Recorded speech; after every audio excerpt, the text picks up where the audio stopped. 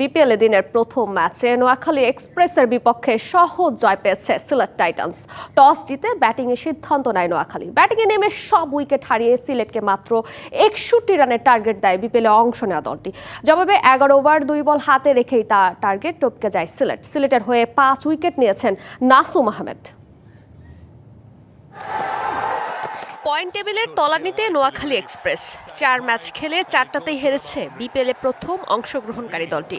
হাসান মাহমুদ, সৌম্য সরকারদের নিয়ে সাজানোর পরও জয় যেন অধরাই রয়ে গেল নোয়াখালীর জন্য। কোচিং প্যানেলে খালেদ মাহমুদ সুজন, তালহা জুবাইরের মতো কোচ থাকার পরেও বিপিএলে যেন নিজেদের খুঁজে বেড়াচ্ছে নোয়াখালী এক্সপ্রেস। বিপিএলে সিলেটের বিপক্ষে নিজেদের দ্বিতীয় ম্যাচে টস জিতে ব্যাটিংয়ের সিদ্ধান্ত নেয় নোয়াখালী। তবে এদিন ম্যাচে যেন তাসের ঘরের মতো উইকেট পড়তে থাকে এক্সপ্রেসের। ওপেনিংয়ে সোহান আর শেষের দিকে বাহিদুল ইসলাম অঙ্কন ছাড়া আর কেউ ছুঁতে পারেনি 2 অঙ্কের কোটা। নাসুমের বলে দলীয় 24 রানে ফেরেন সৌম্য।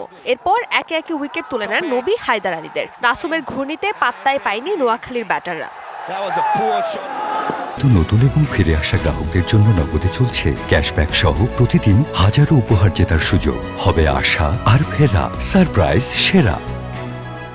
হাসান মাহমুদ, মেহেদী হাসান রানা, জহির খান, বিলাল শামিরা প্যাভিলিয়নে ফেরেন ডাক মেরে। সিলেটের হয়ে 5 উইকেট নিয়েছেন নাসুম আহমেদ। 4 ওভারে মাত্র 7 রান দিয়ে 5 উইকেট একাই তুলেছেন নাসুম। সিলেটের হয়ে নাসুমের পাশাপাশি মিরাজ, ওমর জাই, আমির নেন 1টি করে উইকেট। 14.2 ওভারে মাত্র 61 রানে গুটিয়ে যায় নোয়াখালীর ইনিংস। জবাবে সহজ টার্গেটে ব্যাটে নেমে তাড়াহুড়ায় উইকেট হারান ইমন। যদিও পরে সহজেই তাওফিক খান ও জাকির হাসান জয় এনে দেয় টাইটান্সের। 68 বল হাতে রেখে 6 উইকেটে জয় তুলে নেয় সিলেট টাইটান্স।